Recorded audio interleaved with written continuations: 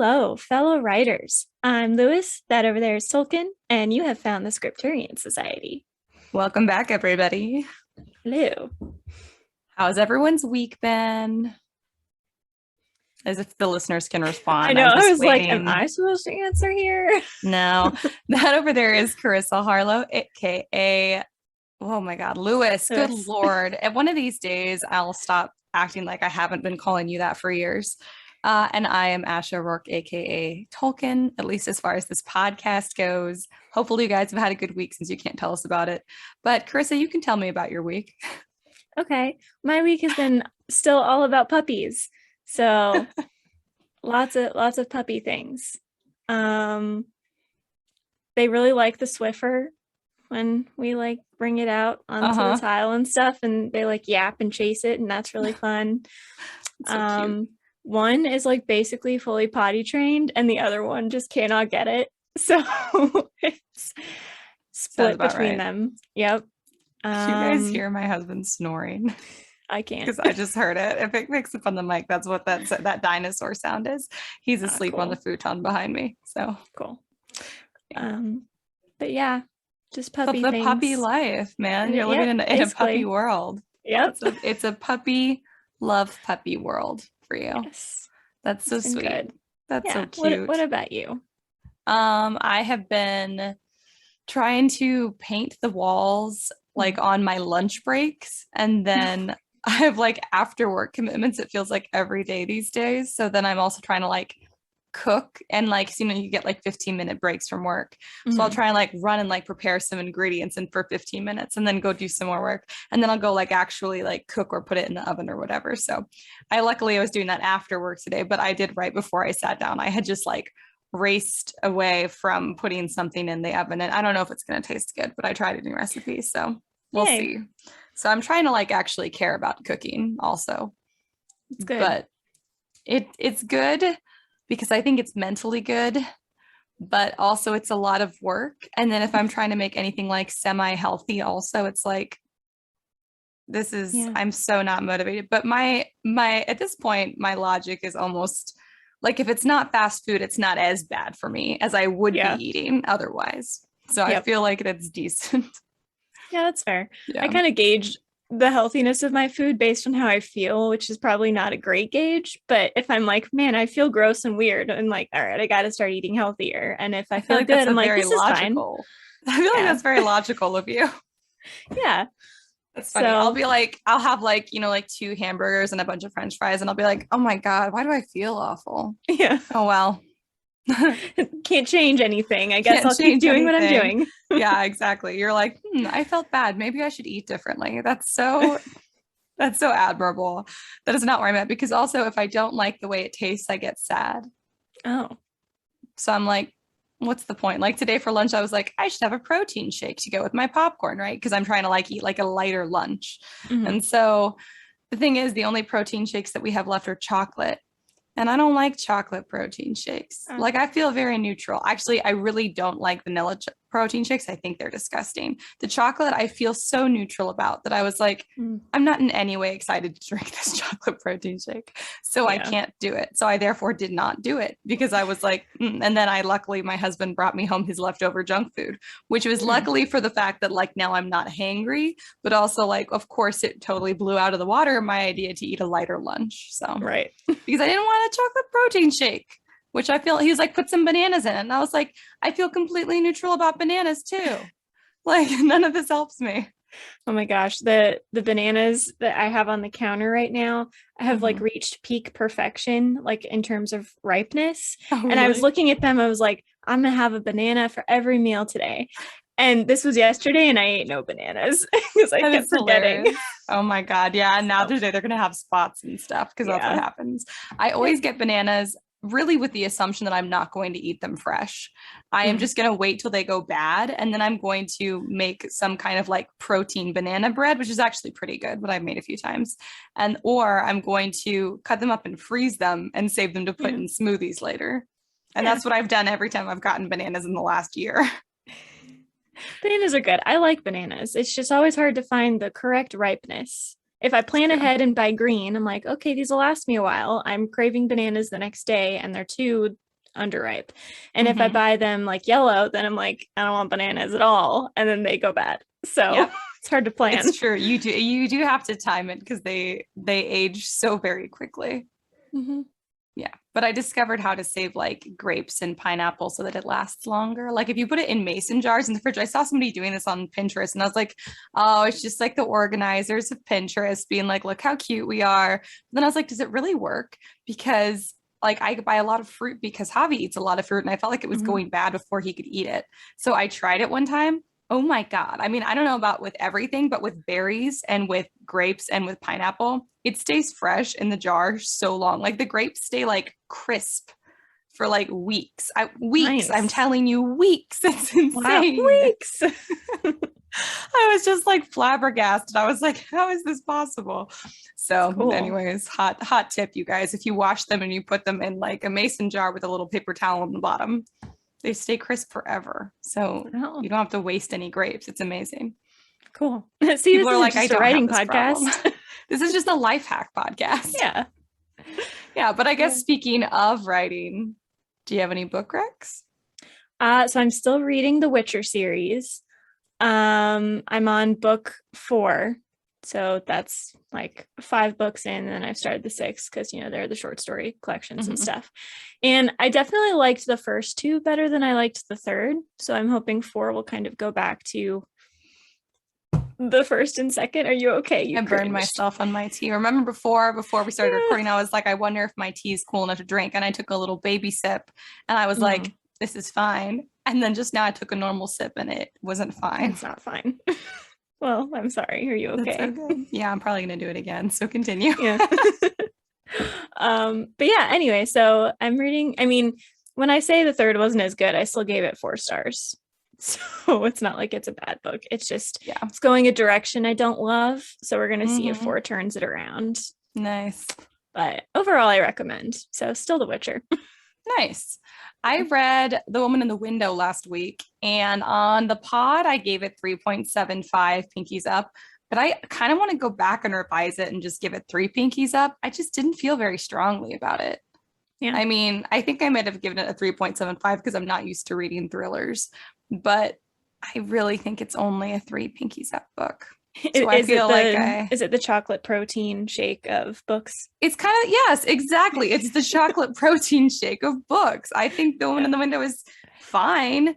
I think it was the twist was really good.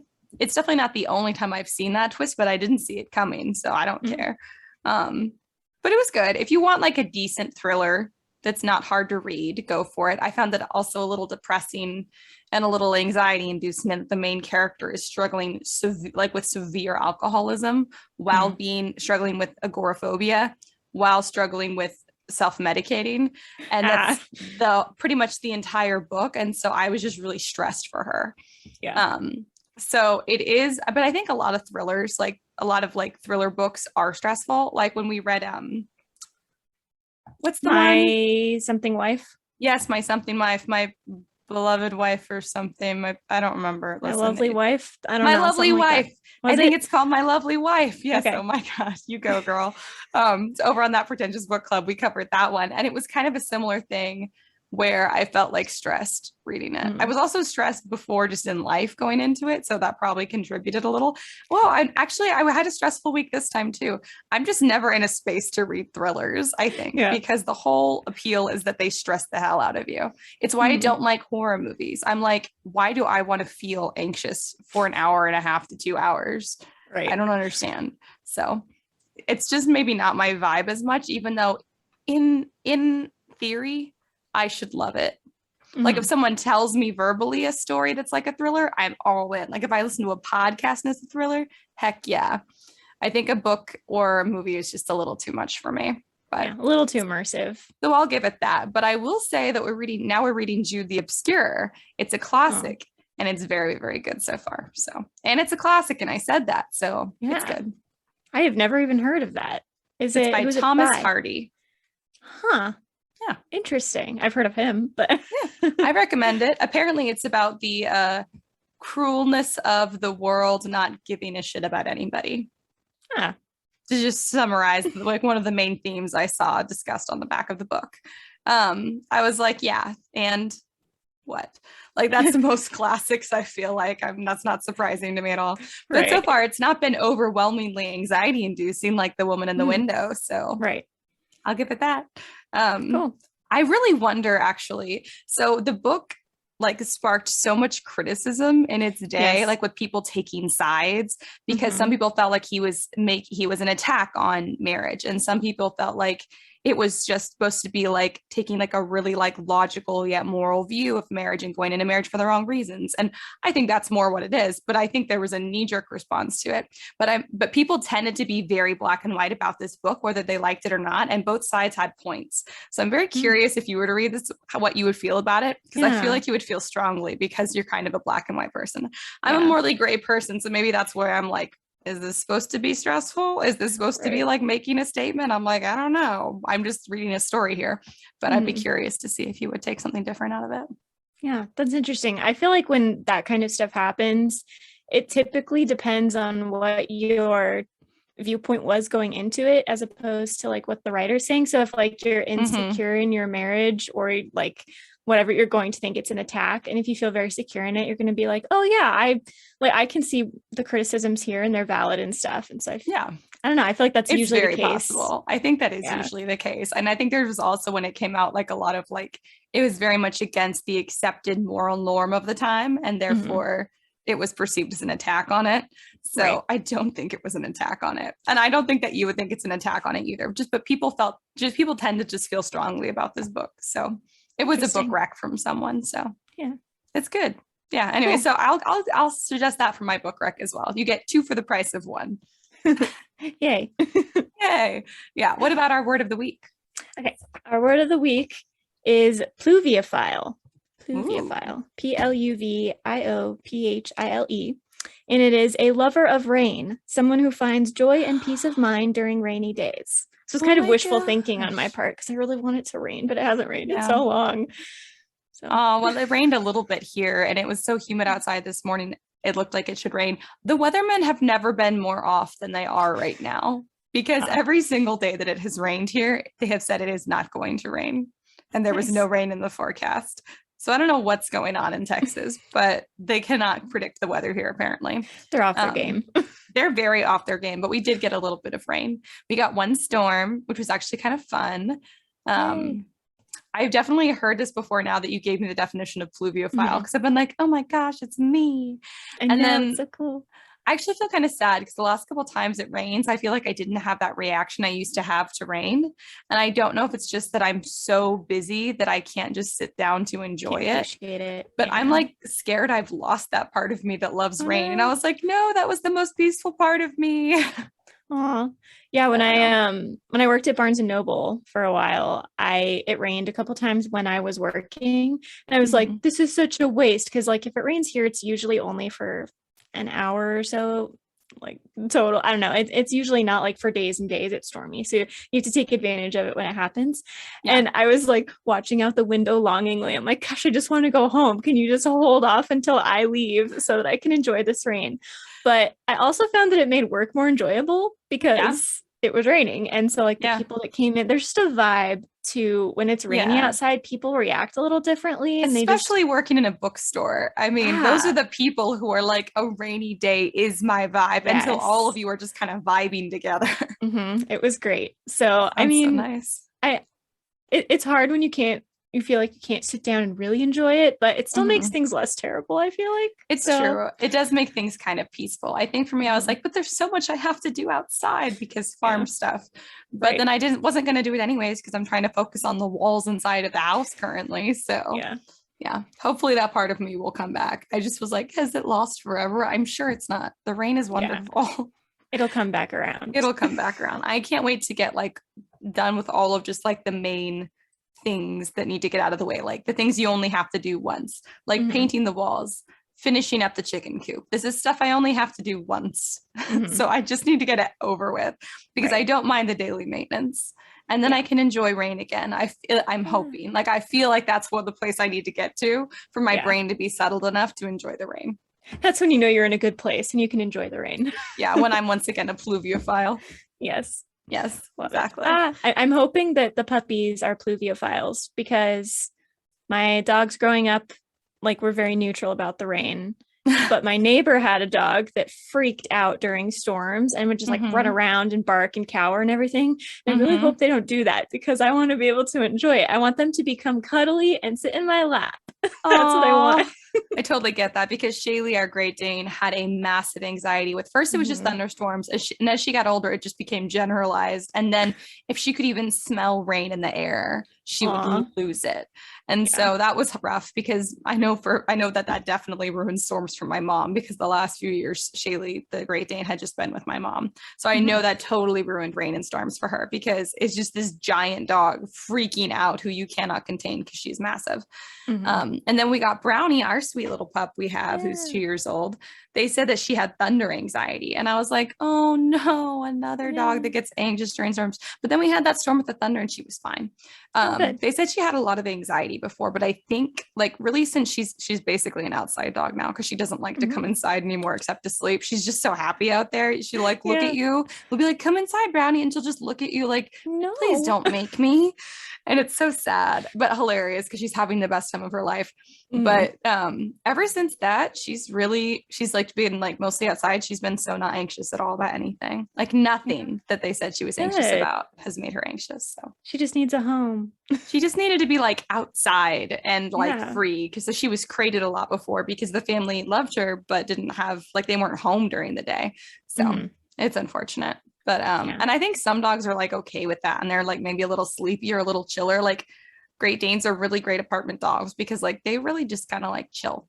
I mean, they need to go outside some, but not the same amount as like our little lab pit girl who just wants to run around so bad. Aww. Yeah. That's cute. Anyways. Yeah, our puppies really like the wind. So they'll go out if it's windy and we're like, do you have to pee? And they'll just be like, no, I just want to stand in the rain or in the wind. And I'm like, okay. That is so cute. You need to be posting like pictures and videos of these pups onto the social so people can see them. I should. I don't want to overdo it. And I'm worried that if I start, I will not be able to stop. But we'll see. You just have to let yourself like pick your favorite, what is it, like 9 or 10 you can post on Instagram and just put them all in the same post. Yeah. Because then you can go crazy, but just on one post. True. You could do one a month. Fair. I feel like that's pretty reasonable. That's reasonable. I like that. Yeah. See, there you go. Yeah. Well, should we get into the theme for this episode? So we're going to talk about cliffhangers. Did you like my pause? It was on purpose. I figured it was after you said cliffhangers because for a second my brain was like, wait, what are we doing? And then as I was about to mark down that there was a long silence I was going to have to edit out, I was like, oh, she's doing a bit. I was doing a bit. I attempted a bit. Did you guys like it? It was really good. I, for one, really enjoyed that. Good. It had you on the edge of your seat. It did. I was like, maybe I don't do good with that either. Oh, that's funny. I do love a good cliffhanger, though. It's good. I am conflicted about it. That was not on purpose. That pause was me trying to find a word. I don't know. Do you want to start since you like them a lot? Do you have points to make? I mean, I can come up with some, sure. Okay, so if anyone doesn't know, by some crazy happenstance, a cliffhanger is when you're reading a story or writing a story and you leave off with a bunch of really unanswered, like big unanswered questions that like produce like a sense of, I don't want to say anxiety, but kind of anxiety. Yeah. Like that edge of your seat feeling like you just can't wait to know what happens next. It feels really, the stakes feel really high, at least in one way or another. And the questions that could lower those stakes or nullify those stakes are not revealed. And that's a cliffhanger. And it typically happens. You can do like mini cliffhangers at the end of chapters, which is, I love it. I'm a huge fan of it. I say cliffhangers at the end of every chapter are a great, fabulous, wonderful idea. And then you want a really big cliffhanger at the end of a book if there's going to be another book. If you are finishing a series or it's a standalone, please, please, please don't do that. Yeah, that's so cruel. That's so mean. I mean, at that point, I don't think it's a cliffhanger. It's just like an ambiguous ending. which Yeah. I think can be done well, but it's going to really divide readers. It is. And I think that it. there's like a level of ambiguity. Like a cliffhanger, a full-on cliffhanger, you can go hard all the way. It's a cliffhanger. It's a sheer drop off. If you're going to be ambiguous, like let it be like more of a gentle slope. Like give them something, but not everything, which I think is great because you can like make a lot of interesting points doing that as a writer. And you can let readers draw their own conclusions, which can be really fun because you can set it up to give them a couple different options. But a cliffhanger isn't really like that. A cliffhanger is where they don't have enough information to draw any conclusions. Like they could guess, but it would be a wild guess. Yeah. Yeah. Yeah. I think like the example that always comes to mind with cliffhanger is like if at the end of the book, someone has betrayed the main character, but you don't know who. So then it's like, oh my gosh, I have to know who betrayed the main character. And you have options, right? You can think like, oh, well, these were all of the characters that would matter enough for the betrayal to mean something. But you don't have enough information to really have an educated guess. Yeah, exactly. Yeah, you don't want your readers to make an educated guess and figure out what's on the other side of the cliff, basically. Right. Yeah. I mean, some people will hit the right answer just by chance, but just by chance. Yeah. Like you don't want to like lead people then the wrong direction. Just simply just don't provide the information at all. Don't provide any information on that part at all. People will definitely jump to their own conclusions. Yes. Or jump to their deaths because it's off a cliff. Oh my God. I mean that in a hypothetical, like metaphorical sense, you guys. That's true. Also. But yeah, I mean, I'm obviously a big fan of cliffhangers. How do you feel about cliffhangers? So like cliffhangers in chapters, I love. I think this is a great tactic. And it's kind of, I definitely notice that when I'm reading a book and they are not cliffhangers, I am more reluctant to go to the next chapter, even if I'm enjoying it, because it feels like a good stopping place. Yep. And I do think that depending on how long your chapters are, but every few chapters, you should give readers stopping points because no one sits down and reads a book like in one sitting usually. So I think it's just kind to give certain stopping points at various times in the book, but generally speaking, you don't want every chapter to be a good stopping point because you want them to keep reading. You don't want it to take, if you have 30 chapters, you don't want it to take them 30 days or 30 sittings or whatever to get through it. You want to keep people reading. So I think cliffhangers in that sense are good. When it comes to cliffhangers at the end, it really depends. Because the reason that I like it in the chapters is because I can go to the next chapter and figure it out. I don't have to spend a year waiting for the answer. And I think sometimes if you make your cliffhanger too big, or if you wait too long for the next book, people lose that sense of wanting to know what happens and just get bitter and no longer care. So if you have like a low level cliffhanger or no cliffhanger at all, if people enjoyed the book, certain people aren't going to read on, but other people will, and they're not going to have that bitterness. You can take, 3 years if you needed to, although I think a year is usually a good rule of thumb with series. I agree. But if you do a big cliffhanger, I think you risk kind of the opposite effect, that some people are really, really going to want to read it and buy the next book when it comes out. And some people are going to be like, why did you do this to me? I don't care anymore. I'm done with this.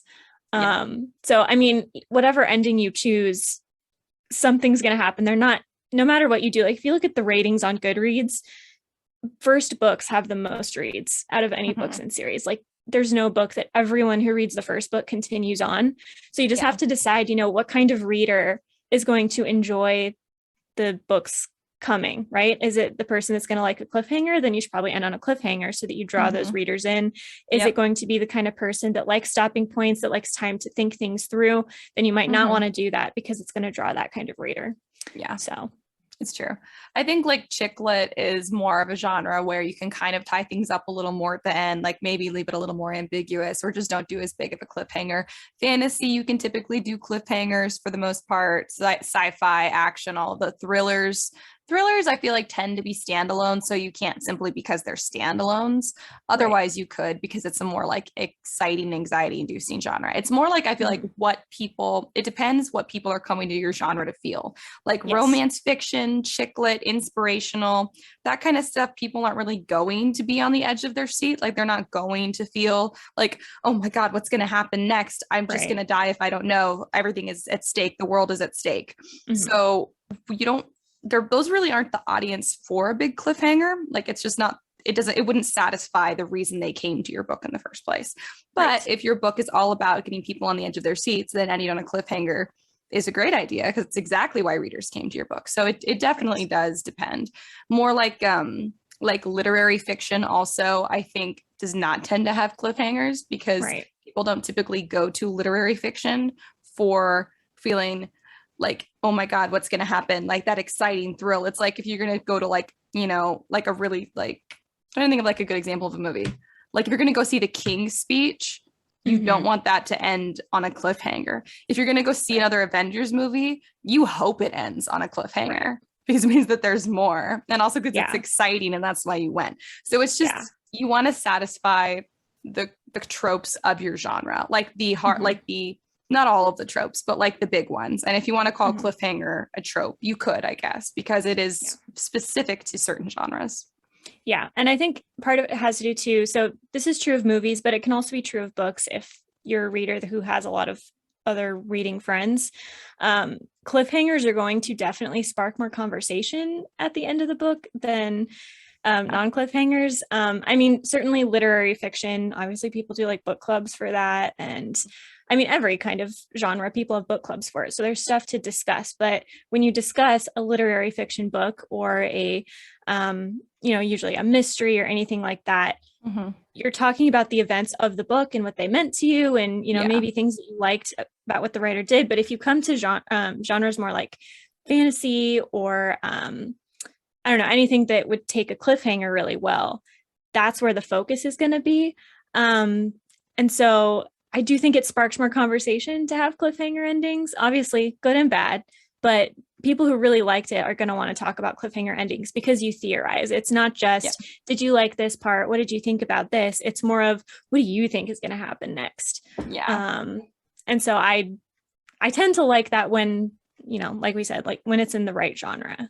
Yeah, so. It's true. I think it is largely genre based, to the point where, like, because it's a trope of those genres, if you then write a book in a series and it doesn't end on a cliffhanger, I feel like that's going to be a problem for you, because people are going to feel like you didn't satisfy the requirements of the genre, and or they're going to feel like there's not another book. So they're not going to know to keep a lookout for another book. So that's why in those genres where the cliffhangers are a norm, if you violate the norm, you're not going to be effective at reaching people or at retaining readers, because they're not going to realize you have more planned.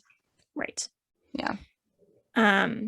So like my big clue here, like, I don't know if anyone struggles to write cliffhangers, but I used to struggle, at least, with figuring out where to end the cliffhanger, if that makes sense. Like, anyway, so if you struggle with cliffhangers, this is a rule of thumb that I have noticed makes a difference in how satisfying a cliffhanger ending is. So if we're talking about a series, which obviously we usually are, each book in the series has 2 story arcs. You have the series arc, and then you have the book arc itself.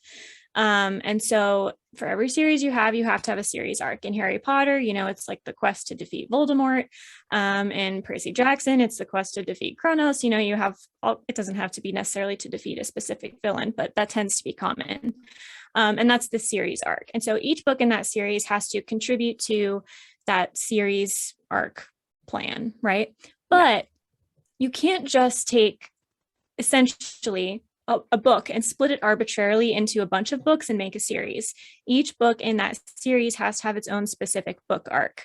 And so in Harry Potter and the Sorcerer's Stone and everything involving that is the arc of book 1.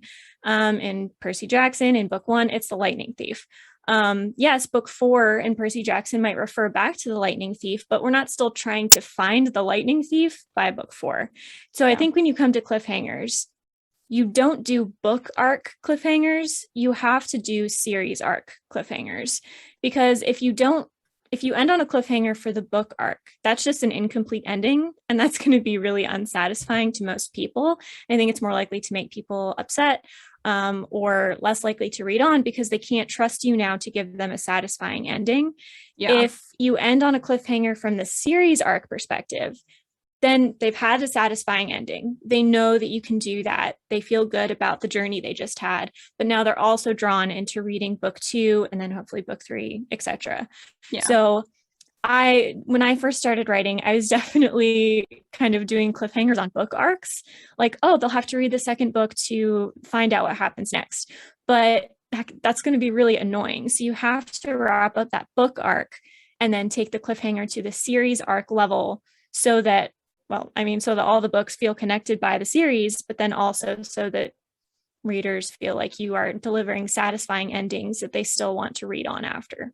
Yeah. So, yeah.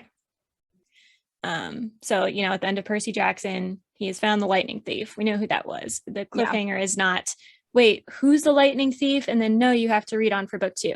The cliffhanger, I don't super solidly remember the end, but the cliffhanger is essentially, what other adventures will he go on? Kronos' awakening or something. Is it? Yeah. It's something like about that. Something larger is at hand, which often happens in first books, especially in middle grade and young adult. Because first there's this one problem that seems really dire in the first book, but you have to solve that in the first book. Like you said, you don't cliffhanger that.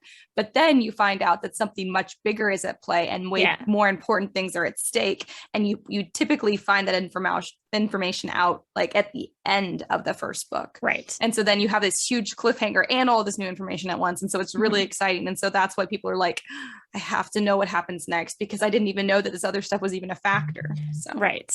And so that's where I think if you're struggling to do if you feel like your genre calls for a cliffhanger ending and you're struggling to figure out where that cliffhanger needs to be, think about what your series arc is, finish out the book arc, but then think about what is, a twist or a fun piece of your series arc that you can kind of hint at or give us a little bit of information and then cut off.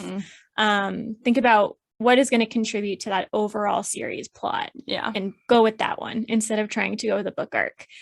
Because I think that's kind of, it's hard to pin down sometimes, but it's something that I've noticed is kind of the difference between a cliffhanger that I enjoy and a cliffhanger that just feels annoying and makes me not want to read on because it feels like the author is tricking me. And I know there are a lot of things that, are debatable in terms of, do you like cliffhangers or not? Do you like this trope or not? But you never want to make your reader feel like you're trying to trick them. Even if you kind of are, you want to mislead, you want to give them a twist they don't really see coming, but you don't want to make them feel like they've been tricked. Yes. Or like they're being strung along, or like you're just trying to get them to buy the next book so that you can, you're going to drag out the plot of essentially one book over 5 books. That's going to be really annoying. And I don't think readers are going to respect that. So if your book needs to be one book, make it one book. If you're like, I don't really have a book arc, it's just pieces of the series arc, then really it probably shouldn't be a series. It should be one book, or you need to come up with book arcs for each one, which is what I did. I feel like when I first started my series, it was just kind of a big long series arc. And I had to go in and say, okay, what is the point of this book? Why is this its own piece? And if you should know what that is. If you don't, go and rework that. If you know what that is, it should become easier to figure out what essentially the ending, like the falling action and the ending to your book is. And then you go into the cliffhanger. Yes. So I totally agree. I think that's probably one of the biggest areas where I was going to say new authors, that's not even true, where writers and aspiring authors tend to get kind of turned around is not developing individual arcs for each book. And it should be fully compelling, like to the point that it would still be an enticing standalone. Yes. So it definitely needs to be fully fleshed out, and it needs to be compelling, and it needs to be high stakes. And then you don't even have to introduce the series long stakes until the end of the first book. And then you have that, but in the second book, you have a whole new arc with new things at stake. And and all of the following books as well, you have to do the same kind of thing. And I think that that's where a lot of us, including myself, tend to kind of fall off the wagon, is because I just simply forget, because I'm like, the series stakes are so big and important though. Right. And then sometimes when I try to make stakes for my individual books, I feel like they're too small. So it feels lower compared to your series. Yeah, exactly. So trying to find that balance is extremely difficult, but extremely important. And it's a big part of deciding when and how you're going to use your cliffhangers too. So yeah. And I think in middle grade books, this is easier because, like we've said before, they tend to be episodic. And so it's just easier to, Percy Jackson and the Lightning Thief, what it's about. Whereas young adult can get a little more ambiguous about that. I do think a good example of this is the Shadow and Bone series by Leigh I kept Bardugo. thinking, yes. Because each book, it's a trilogy. Each book is about finding a different amplifier. Is that what they're called? Yep. Yeah. So Different there are amplifier. 3. Each book is focused on one of the 3. There's obviously Yep. a series arc. There are characters that go on throughout. But basically speaking, each book is about a different amplifier. Yes. And so that alone just ties them together. I was thinking about that too. And that also, that book had a really wide readership. I feel like when you think about the series across genres that have the widest readership, it's the ones with the really compelling arcs in individual books and with the compelling series arc, but it always is the one where each book could be its own book. And the cliffhanger for each book is so good. And the cliffhangers from chapter to chapter are so good because the cliffhangers from chapter to chapter are what's leading you to the resolution of the arc for that specific book. And then the cliffhanger between books is what was what leads you to the resolution for the whole series. And God, Leigh Bardugo did just an amazing job with that. I mean, I'm thinking too, I'm looking at my bookshelf and very near Shadow and Bone is the Lunar Chronicles. That's also a great, I mean, obviously she has different point of views for each book, but you know, there's Cinder, and then Scarlet still has points of view from Cinder. So it kind of builds on itself, but each book has its own arc. It's based on a different fairy tale. So if you're doing fairy tale retellings, that's also a good way to do that, is to take a different fairy tale for book per book. But even if you don't have a fairy tale, doing books from different points of views can be a good way to delineate the book arc. So that's another strategy. Yeah, I totally agree. Yeah.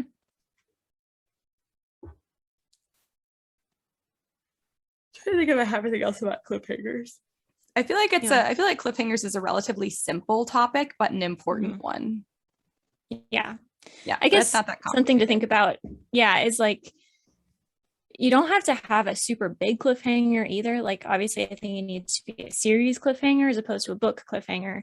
But you don't have to end on a, like, it doesn't have to be this huge, oh no, what's going to happen reveal. It can just be kind of hinting at it. So like, now I'm thinking about The Witcher, and this kind of happens in each of the books. It'll say, he'll kind of interject like a statement like, if only they had known what would happen next or whatever, you know, and that kind of stuff. Even little things like that, just something to make the reader feel like this is going to continue, and I want to know what's going to happen when it continues. It doesn't have to be, oh no, who betrayed them, or oh no, what happened to this artifact or whatever. It can be smaller level things too. That's still a cliffhanger. It is. It's just going to affect the perspective a little differently.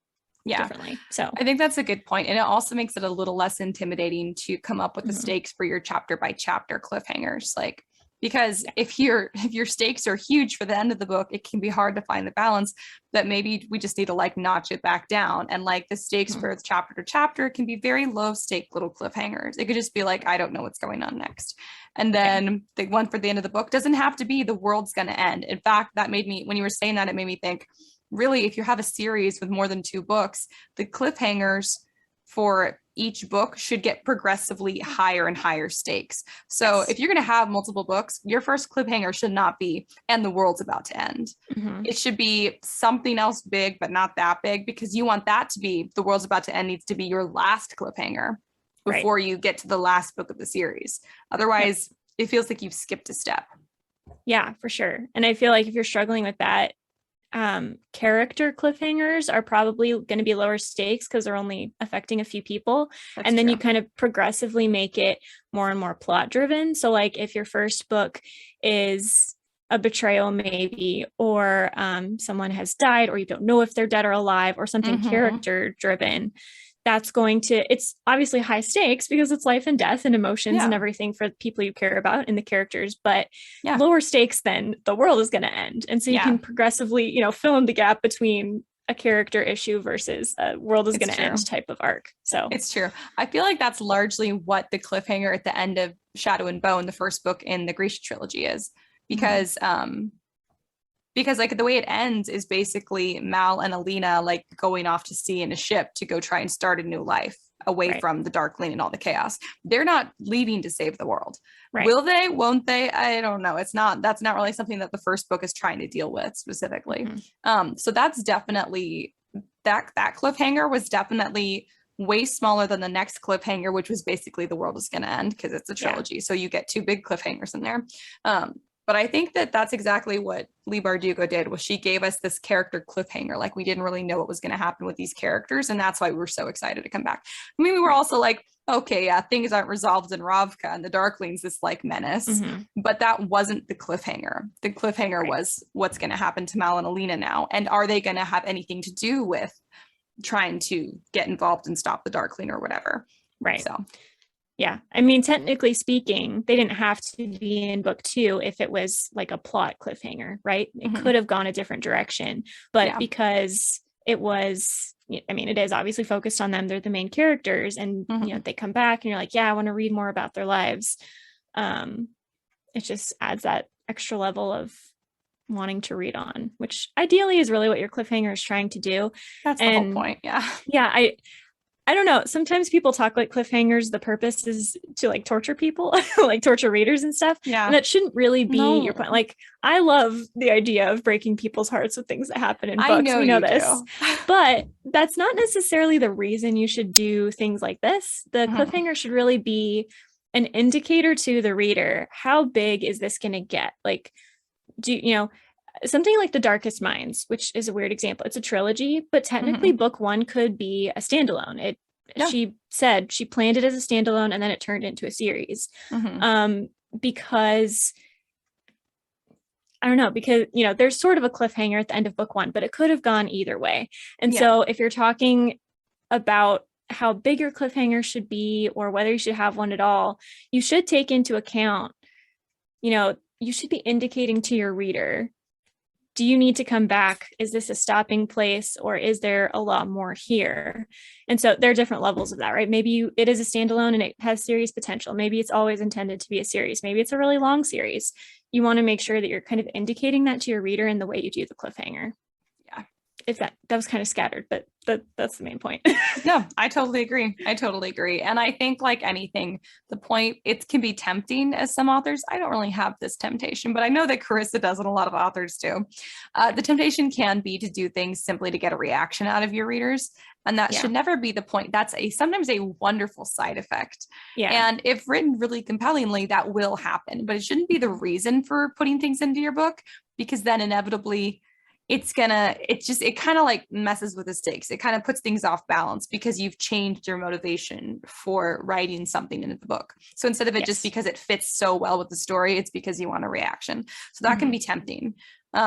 But I think it's important to resist that and just trust that if your book is written well and it's compelling, you will get all of the reactions you could possibly want out of your readers. And if you are a darker writer, you know that those readers, like, your reactions are going to be bigger or of a more specifically despairing variety. Sure. I don't know that that's exactly what I get. I hope I make people laugh, but I don't try to write jokes into my books because that would feel so forced and so bad. I just have to hope that because it's kind of like a zany circumstance. Like, I'm thinking specifically of Space Alien Southerners and Saving the World, which is currently my book that's published on Amazon, if you guys want to go check it out. I think it's just zany, and because I'm sarcastic as a writer, and the voice is sarcastic and the character is sarcastic, I'm just hoping that they'll be amused. But I didn't write in jokes, but it's tempting. And I think that's the same thing with cliffhangers. I think when cliffhangers are overdone, it's typically, like you said, because we're trying to get a reaction, and that just cannot be the motivation. It's so tempting, but it just cannot be the motivation, because it'll fall apart down the road. Yeah, I think that's where characters start to feel out of character, and the plot starts to feel unrealistic, because it becomes clear you're just writing for a reaction, as opposed to this is what actually fits. This is how they would actually behave. You're going to have some characters sometimes that are not reactionary, right? And you can't just make them do things to get a reaction out of readers. It has to come out organically. It's true. Yeah, and like you were saying with the voice, your cliffhangers and all of, anything, but cliffhangers specifically, it doesn't have to necessarily be an action. It can be dialogue or something specifically happening, but it can also be something in your writing voice. Like I was saying with The Witcher, it could just be a line at the end of the book saying, if only they knew what consequences this would lead to, or whatever, right? It can be something in your style. The characters don't necessarily need to know that the cliffhanger is happening. So That's you can do it character wise, where the character knows and the reader's like, oh no, what are they going to do? You can also do it where you as the writer and now the readers know something that the characters don't know. So that's also an option if you're looking for kind of a lower level cliffhanger. I think that's easier to handle in the meantime too for readers. So if you don't want to torture them too much, you just want them to say like, yeah, I want to read on, as opposed to I'm going to be in agony for the next year. It's true. I think especially for first books in a series, I think go with a like kind of non-cliffhanger, like the if only they knew what would happen next, or go with a character cliffhanger because those are really compelling, but the stakes aren't as high, or go with the, which is basically kind of like what Chris said, like they opened the door and they couldn't have believed what was on the other side. That's horrible writing. Don't write it like that, you guys. But that concept, that concept of something shocking no one expected to happen is happening and you don't reveal what it is, because that doesn't have to necessarily even be a high stakes event. That could lead into like something that's more surprisingly funny or surprisingly annoying than it is really compelling to the plot itself. And that's fine, because the point is to leave off and make it interesting and to make people want to keep reading the next book. So it doesn't have to always be because something is at stake. You just want them to feel like something is at stake. Which is not, that sounds like I'm saying right for the reaction, but I'm not really. You write your cliffhanger. You do not write the book for this, but you write the cliffhanger as a means of encouraging people to keep reading.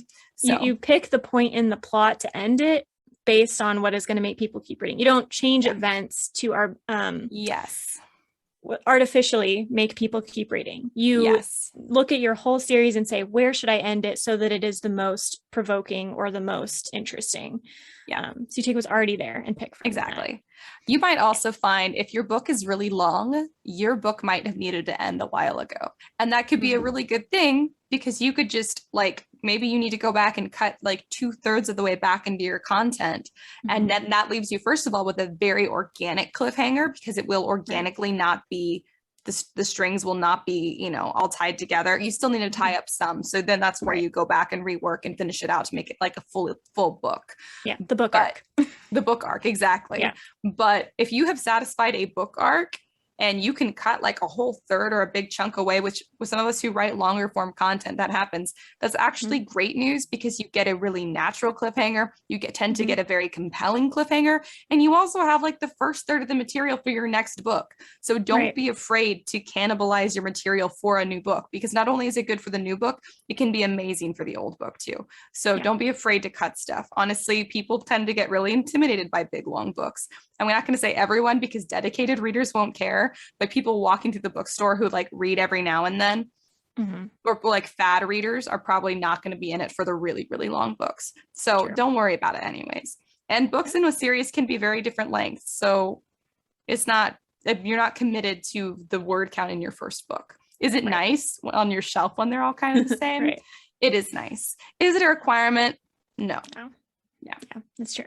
I'm thinking about the Harry Potter books, because I was really surprised that book 6 was shorter than book 5. Book 5 is like a monster. I don't remember if 7 is longer than 5, but it took like a back step on word count at least once. Also, longer is not always better. Like I also am like, it's because I'm a big proponent of conciseness, because I feel like that's I feel like that's what makes a voice compelling, is if things are said like as concisely as possible. So part of that is just that's how I feel about writing and reading. But honestly, like, you don't have, it can be really easy to get caught up in word count also, and then you end up writing in fluff that doesn't need to be there because you're trying to hit a word count. Don't be afraid to be under your target word count and to be done. If you are done and the story is complete and you haven't hit your word count, don't worry. Either maybe if it's really, really short, maybe it's meant to be a novella or a short story. If it's not that short, it's probably fine. If you find an agent who wants it, maybe they'll give you some ideas for some more content you could include. But barring that, I mean, they might not even though. They might be like, it's actually just fine at this length. So like, don't give yourself more work to do. Yeah, I think like you said, be what it's meant. Yeah, short books sell better anyway, I would suspect. So I mean, I like long books and I like writing long books, but I know not everyone is like that. So if you end up on the short end of your genre's word count, like that's okay. It's fine. I think I'm trying to remember if it was Space Aliens or if it was a different book that I wrote. but one of them was like 50. Oh no, it was this one book, actually my only like literary fiction type book. But it still was like at least 15,000 short for the standard for the genre. I think it was like 50,000 words or something.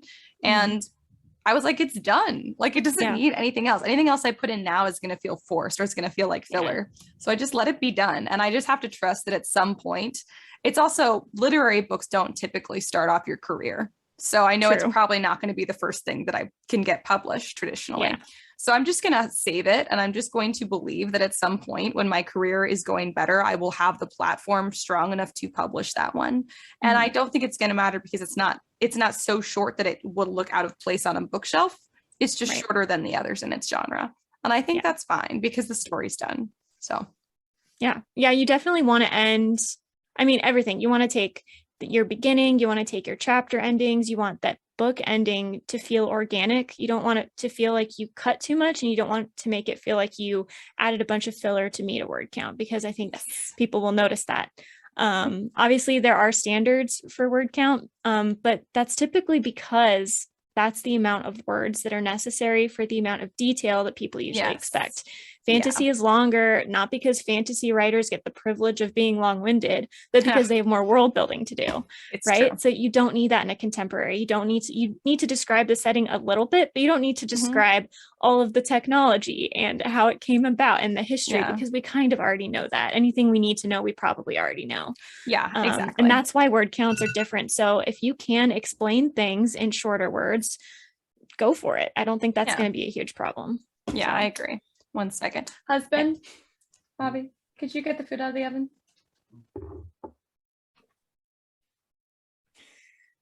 Was he aware this was going to be his job? Yes, I told him this was going to be his job. This is going to be so annoying to edit this video. I'm so sorry. That sucks. I gotta like download some software. My love.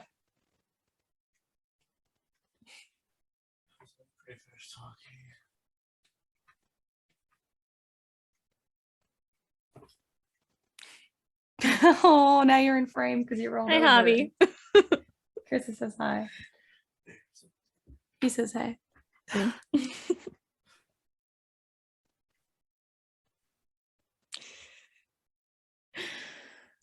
Anyways, anyway, do we have anything else that we want to say about cliffhangers? I just think my last kind of tip, and this is probably going to sound cliche because I've heard it a lot before, but just to kind of complete everything, if you're struggling to figure out cliffhangers, particularly for chapters, a good thing to do is to go and watch TV shows, because they are really good at cliffhangers. Yeah. I mean, it's like a specific thing in the industry that you are supposed to essentially force people to want to watch the next episode, especially on Netflix, because binging is their big thing, right? Yeah. So they specifically design the episodes to end when a cliffhanger is about to happen. And so if you're kind of struggling, from most of the shows that I can think of, I think they do a good job of having, like, in this case, an episode arc and then a series and a season arc. So there's an extra element there.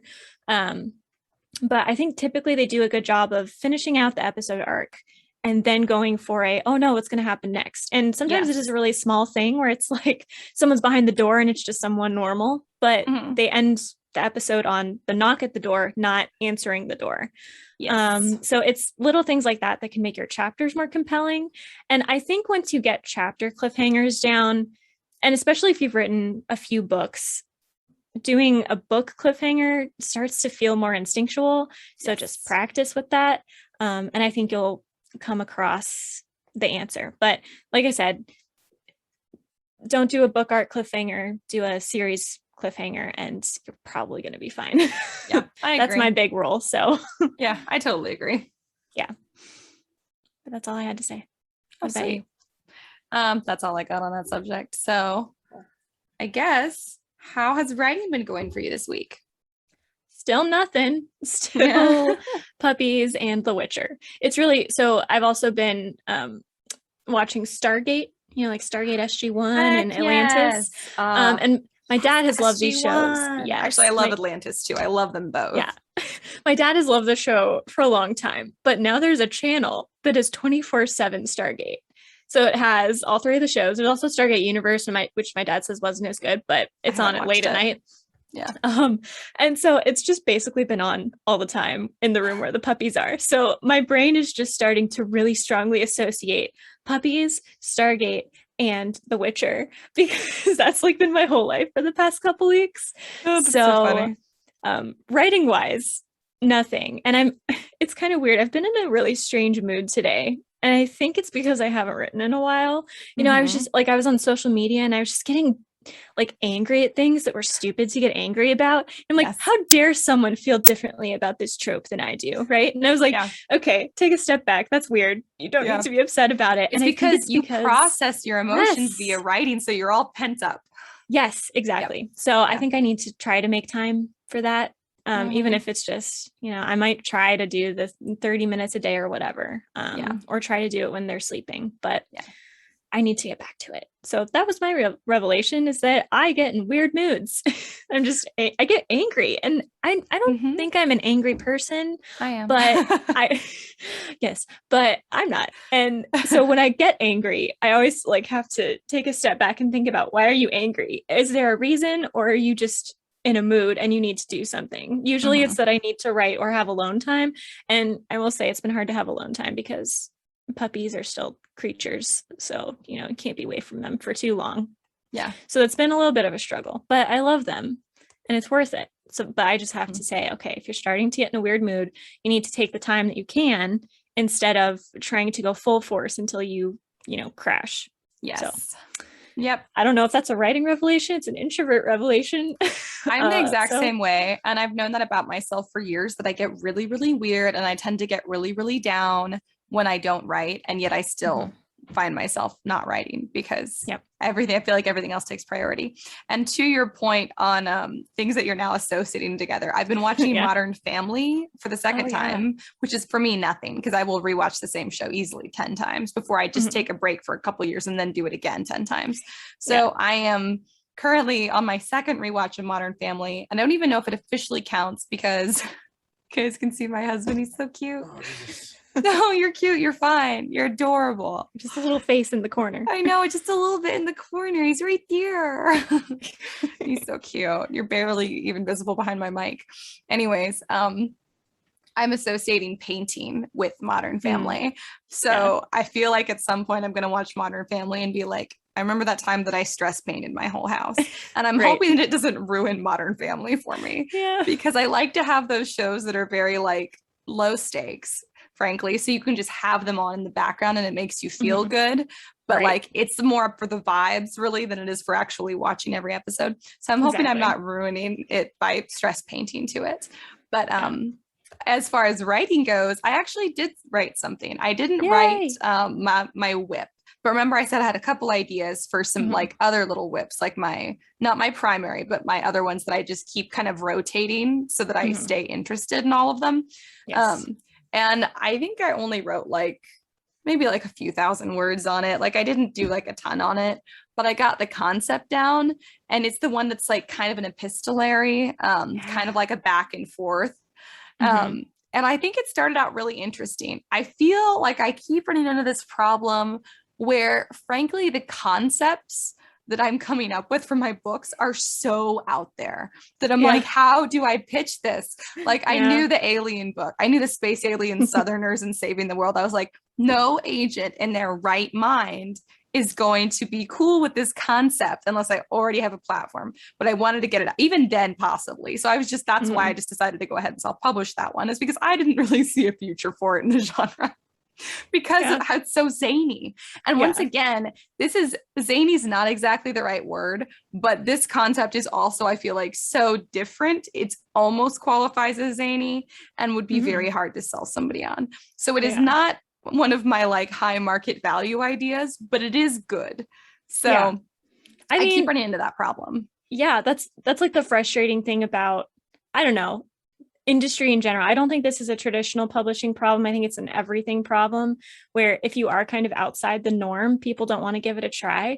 But most things that are really popular that people really love were at one point really outside the pale. It's true. It's so true. And it's hard because my primary whip is, I think, more in the pale these days. Like, I think it's actually kind of having its moment right now. So I'm like, I know I need to work on that and finish it and query it before the moment is over. But it's hard because there's also feels like all of these amazing giants in that area are like just all out and around right now, and their stuff is so good. And so I'm like, the pressure is so on. Whereas the pressure for this weird little zany one that I know no one else is writing this stuff because they're not going to waste their time with it.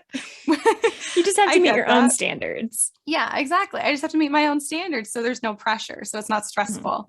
But the other one has so much potential. It's definitely, it would be my masterpiece. Is my primary one. So that's hard because it has crossed that intersection of not only is it very high market value right now, it also would be my masterpiece. But that also means, so not only is the industry pressure hard right now, the personal pressure of it being my masterpiece, because it would stretch me in every single way to do it well. And I only want to do it well. Like, I don't want to cut corners with it. And I'm willing to cut corners with my little zany ones because those are the ones I know will likely not get published. So I'm not worried about it. Or I can go back and round out the corners later if I want to. But it's hard. So the pressure is just seriously on with my primary whip. And I'm feeling that more so because I was like, why is it so easy to write this? Like, I sat down after not writing like long form content for a while, and this just the story just came out, and it might end up being a novella. And also novellas are hard to publish. So, I mean, it's probably never going to see the light of day, but it was so easy. And I was like, so I haven't lost the ability to write. I definitely enjoyed it. I definitely processed things and I felt better afterwards. I felt relieved. Like, I don't get runner's high. I almost feel like the concept is a lie. I get a writer's high because I go on a run and I feel awful. I don't go on runs anymore because the doctor said I don't have to. Actually, he said it's bad for my knees and I should do other forms of cardio. But regardless, when I work out, I do not get a high. I feel exhausted and annoyed, and I feel like I've wasted my time pretty much. Or I feel like, good, can check that off the list, moving on from the worst part of my day. It is always the worst part of my day, but I'll do it anyways. But I don't have with writing, even if it's really hard, I always feel really good afterwards. So I get writer's high. That's so true. So I still got that and I wrote it. So cool. It just really illustrated for me that a big part of the reason I keep finding a million other things to do than work on my primary whip is the first one is my time is extremely limited.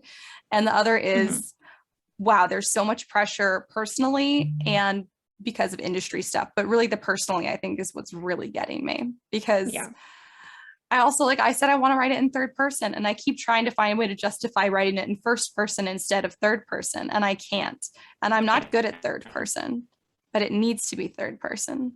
So anyways, that's my writing update. Just revelations and stress, but also actually getting to write some, which was nice. For another zany, weird story no one's ever going to read, because the concept is not publishable content unless I already had a platform. I mean, here's the thing, Ash, two things. One, just because it's not publishable now doesn't mean it won't be in the future. Because like I said, things that are weird usually tend to come kind of around and into the mainstream. But also, it is okay if it's just for you. And I struggle with this concept a lot, because if I write something and it's good, I'm like, I want this to be on a bestseller list. Like, that is my, criteria for success. And it's really hard to think like, well, if this was just, me in training, or me nailing down this voice, or me trying something new, or me getting back into the habit after a long time, it doesn't feel like enough. Doesn't feel like enough of a reason to have done it, but it still can be. And again, you could still publish it later if the market changes, or if if you talk about this and then you publish a book that is more mainstream and people are like, we want your weird stuff. Yeah, exactly. So both of those things are true. It's true. And I mean, the main reason that I write those anyways, that like I work on stuff outside of my primary whip, I mean, a very small part is to just test it and see if it's a marketable idea that I could write without too much brain power, because it's what's on my mind. But it's also just to give my brain a break from the other one. It's purely the main purpose of my non-primary whips is to enjoy writing and to continue enjoy writing. So it is for me. It's just hard for me to think. It's not even hard for me to think. It's honestly I just realized that apparently I'm a lot zanier than I thought, because I used to we occasionally see like a really weird concept for a book. And I'm like, oh my God, that's so weird. How does someone even come up with that? And now I've written my Space Aliens and Southerners book. And I was like, in retrospect, that was very, very zany. And then it's me. oh, I am the problem. Yeah.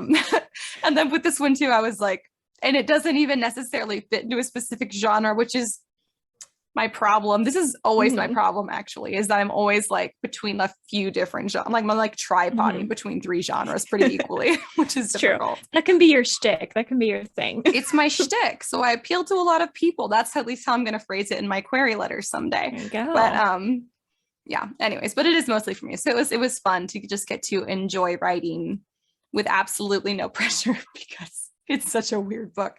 It may see the light of day sometime, but I'm not planning on it. And if it doesn't, I won't be like shocked. I'll be like, yeah, makes sense. So, yeah. Your expectations are lower, so the fall will be gentler. Yeah, exactly. So that's pretty much my writing update. All right, cool. Yeah. Do we have anything else that we want to share with the listeners? Nope. Sweet. That's it for me. Okay. Oh, I hear puppies. Do you? I was like, I wonder if they can hear that. Puppies. Oh my goodness. See, now you really have to post your pictures and videos of them. I should. They're probably playing with the Swiffer, because that's when they get most vocal. They're kind of finding their voices now. So the little barks is so sweet. Brownie barks at the neighbors, and whenever the neighbors take their dog on a walk, like dogs plural, they have a bunch of dogs, and their dogs are so well behaved, and Brownie's just barking at them, and I'm like, could you not? Do you see how well you're making us look bad? That's true. You're making us look horrible, Brownie. And then she tried to rush out the door at the FedEx lady yesterday, and I felt like such a redneck, which is in my world is very offensive thing to call someone. So that tells you how I was feeling about myself in that moment. Like I was wearing like really short cutoff shorts that I just wear for like painting and chores. And I'd been painting, so I'd paint all over me, and I hadn't washed my hair, and it was just flying all over the place. And I'm trying to wrangle my dog back inside as I try and get outside to sign for my package. And she just had to come through the gate to get there, which I'm sure every person who has to deliver something where they have to drive down a gated path feels like they're about to be murdered. So I was like, I'm just sorry. Okay. I'm just so sorry. I'm never going to order a package here I have to is sign bad. for. It was so bad. Sorry. It was like redneck axe murderer vibe is what I felt like the vibe was. And I felt horrible. I was like, I'm so sorry you had to drive down this way. Yeah. So I'll never order a package I have to sign for again. But it was wine anyway. So it was worth it. It was worth it. What do you even sign for these days? Well, so Misfits I've never Market, had to sign for a package. I used to use Imperfect Foods. And then Imperfect Foods doesn't deliver to my new address, but now there's Misfits Market, which is similar. So the food that grocery stores would toss out and would usually go to waste, I can buy for a much cheaper price. I say anyone can. It's wonderful. Yeah. And they added wine, and I don't usually buy wine, but there's like some special occasions coming up. So I was like, I'm going to buy a few bottles of wine. But of course they had to deliver separately, and I had to sign because I had to show that I was over 21. And it was just such a hassle. I never am doing it again. It was just such a hassle. And then I scared someone. So I was like, this was the worst thing I've ever done. I'm not doing this anymore. Yeah. Okay. Just real briefly, alcohol is such an interesting thing, because alcoholism is bad and you shouldn't drink in excess, but I don't have a problem with it every once in a while. But the main reason I don't drink is because I neither want to order it or go out to have to get it. Yeah. So I'm just like, it's not here, I won't do it. And I mean, not that I would necessarily. It's not like I would become an alcoholic, I don't think. But I'm just like, not worth the effort. No. It's true. I would say I probably have a drink most days. But for me growing up, that was just really normal, because Italians have like a drink with lunch and a drink with dinner. And I don't even do that. And I don't even usually have wine in the house. So I will have a drink made with whatever we have. Sometimes there's whiskey. Sometimes there's tequila left over from when Kendall has brought tequila over. So I'll make a drink or something. And now I'm about to have wine again, or I guess I do because she delivered it. So now I'm like, should I save it for a special occasion, or should that be my glass? And it's really, I guess it's been more like every other day. But yeah, it's a funny thing. It's a funny concept. But yeah, I also, even despite that being the norm, I also won't go out of my way to get it. Yeah. And I always take it out of my cart when I make my like online grocery order to go pick up, because I'm like, you don't need it, Ash. And I'll take like cookies out of the cart, and I'll take wine out of the cart, and I'll take like chips out of the cart. And I'm like, okay, just protein and veggies it is, just the necessities. Just some chocolate protein shakes. That's all I need. Yeah. Anyways, so exciting stuff. I'm treating myself over here. Cool. Yeah, that was Anyway. a ramble, but I hope you guys enjoyed it. And I hope you guys too enjoy some wine if you are of age. Yeah. Some 21 and responsibly older. wine. Yes. 21 and older. I hope you responsibly enjoy some wine. Yes. If you're younger, you're not missing that much. I can't even make myself socially go out and buy it. So not worth it. Yeah, you're really not missing that much. It is funny how it seems like this really exciting thing. And it's like, yeah, frankly, my vanilla cherry Coke tastes a lot better. Right. I just like Dr. Pepper. I don't need anything in it. Yeah, it's true. It's true. Anyways, if you guys want to enjoy more of our nonsense and more of our writing advice because you think that we're just so wise, I can't blame you. We are, and so humble also. And you can follow us on Instagram and on TikTok by following the Scriptarian Society. If you guys want to support the pod and or join the writing group, it's free to join the writing group on Story Siren Studio at Patreon. Or if you want to support us, you can always donate there, or you could go to storysirenstudio.com. That's our production company. And you guys can check out all of the merch that we have, which is cool. If you guys have some specific kind of merch you want to see, just let us know. Or if there's specific content you want us to see, or you want to see on Patreon, or you want us to do an episode on, just let us know. So you guys can always message us. You can DM us on social media, or you could email us at contact@storysirenstudio.com. We will see, we will reply. I think that's everything I've got. Oh, if you guys like us, leave us a review if you don't mind. That'd be great. Just to know that you've been here and that you had a good time. They're like, I did not have a good time. I had a passable time. I had a 3 stars kind of time. Yeah. You made me talk about rain and other things I didn't want to talk about. I don't know. And then you rambled off on whether wine is better than cherry vanilla Coke. Yeah. Now I'm trying to debate if which one is better. They're very different. I'm not going to do this to you guys again. But anyways, apples and oranges. Apples and oranges. Thank you guys for joining us. We will see you guys next week as always. And until then, keep writing. And we'll see you on the next page.